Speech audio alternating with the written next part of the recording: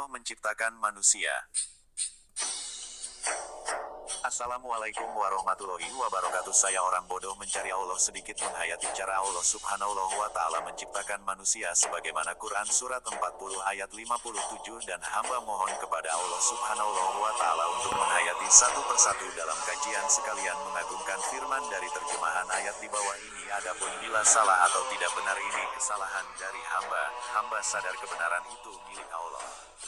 Namun hamba rasanya bila tidak dihayati Quran surat Al-Imran 3 ayat 191. Untuk menghayati ciptaannya sebagaimana surat ayat di bawah ini, Allah subhanahu wa ta'ala berfirman, sungguh, penciptaan langit dan bumi itu lebih besar daripada penciptaan manusia, akan tetapi kebanyakan manusia tidak mengetahui. Quran surat Ghafir 40 ayat 57. Bismillahirrahmanirrahim. Ya Allah subhanahu wa ta'ala, hamba mohon izin untuk menghayati ayat di atas ini satu persatu. Pertama yaitu makhluk yang bergerak di muka bumi ini, di mana kebesaranmu adalah bahwa tidak terlihat oleh mata zahir maupun batin kecuali salah satu manusia yang Allah dibukakan mata batinnya sebagaimana Quran surat Qaf 50 ayat 22 yang artinya, sungguh, dulu kamu lalai tentang peristiwa ini maka kami singkapkan tutup yang menutupi matamu sehingga penglihatanmu pada hari ini sangat tajam. Dalam artian dapat melihat Tuhan itu sebatas hanya melalui tanda-tanda seperti dua kalimat syahadat yang berpasang-pasangan.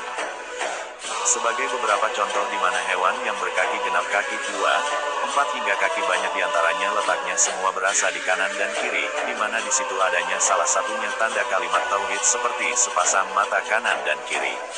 Apa hubungannya dengan alam semesta alam ini?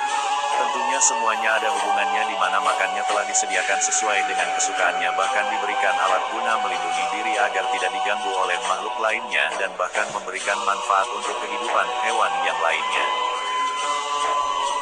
Semuanya adanya tanda padanya seperti makhluk yang bisa terbang itu semuanya terdapat tanda pada. Coba perhatikan pada jasadnya terdapat tanda seperti pada adanya dua buah kaki kanan dan kiri, mata, serta perhatikan pada bulunya itu berpasangan, paruhnya terdapat dua juga, di mana paruh bagian atas itu adalah tanda ilmu Allah subhanahu wa ta'ala dan paruh bagian bawah adalah Ahmad. Jadi jelas sekali kalimat tauhidnya.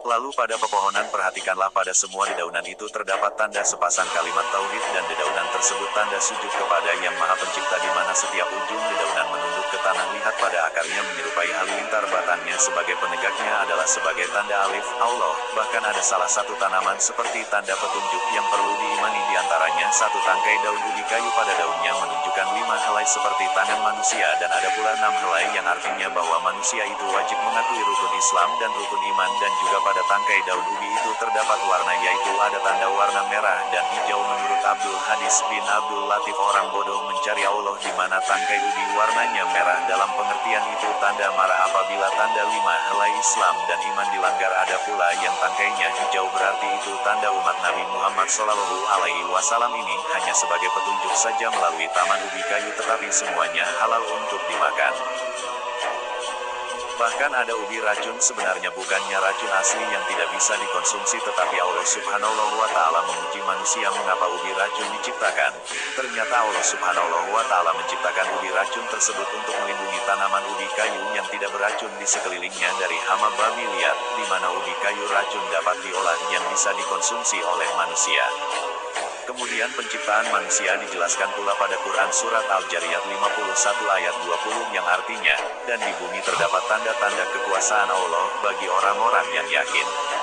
Ayat berikutnya 21, artinya, dan juga pada dirimu sendiri. Maka apakah kamu tidak memperhatikan? Sebenarnya surat dan ayat di atas sebelumnya telah dikaji, namun baiklah diulang kembali agar kita paham bahwa manusia itu diciptakan atas kehendak Allah subhanahu wa ta'ala. Dalam pengkajian orang bodoh mencari Allah bahwa manusia diciptakan dari ilmunya melalui tiupan roh dari 99 asmanya sedangkan jasad manusia tercipta dari cahaya alam semesta sebagai Quran ayat di atas tetapi jasad yang tercipta itu adalah benda-benda dari tumbuhan serta hewan yang halal untuk dimakan. Makanya bahwa manusia itu tercipta dari alam semesta sedangkan alam semesta termasuk angin, air, yang menyatu dengan jasad di mana roh tanpa jasad belum dikatakan manusia. Di dalam penciptaannya ketika Nabi Adam dan Hawa telah berada di alam ini atau genggaman langit, coba kita perhatikan penciptaan manusia itu sangat kelihatan bahwa alam dengan jasadnya makhluk yang bergerak khususnya manusia di mana kisah penciptaan manusia itu telah diceritakan sebelumnya namun ini sebagai kelanjutannya saja di mana Allah Subhanahu wa Ta'ala berfirman pada Quran Surat Al-Ma'arij 70 ayat 23, yang mereka itu tetap mengerjakan sholatnya terus-menerus mengerjakan. Ayat di atas ini bahwa semua yang tercipta itu bekerja tetapi mungkin ada yang kurang paham, adanya kesamaan antara alam dengan jasad yang bergerak kita perhatikan antara alam yang bekerjanya terus-menerus tanpa istirahat sedikitpun diantaranya gelombang air laut, mengalirnya air sungai, berhembusnya angin, perputaran galaksi, perputaran matahari sehingga terjadinya siang dan malam dan lain-lain. Sedangkan pada jasad manusia ada yang bekerjanya terus-menerus diantaranya paru-paru napas, peredaran darah, pekerjaannya usus, pembagian tugas membagikan penyusunan tubuh, membagikan tugasnya mempertinggi badan mengalirkan darah dan lain-lain sehingga menjadi manusia sempurna intinya telah dijelaskan melalui firman Allah Subhanahu wa Ta'ala pada Quran Surat Al-Mu'minun 23 ayat 12.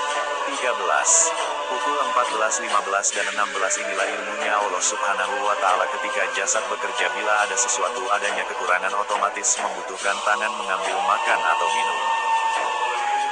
Semua ini dalam penciptaan manusia telah dijelaskan melalui Quran Surat Al-Mu'minun 23 ayat 12 sampai dengan 16. Mari kita perhatikan pertama ayat 12.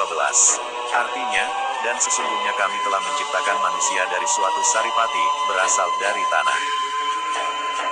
Ayat berikutnya 13, artinya kemudian kami jadikan saripati air mani, yang disimpan dalam tempat yang kokoh rahim. Berikutnya ayat 14 yang artinya, kemudian air mani kami jadikan segumpal darah, lalu segumpal darah kami jadikan segumpal daging, dan segumpal daging itu jadikan tulang belulang, lalu tulang belulang kami bungkus dengan daging.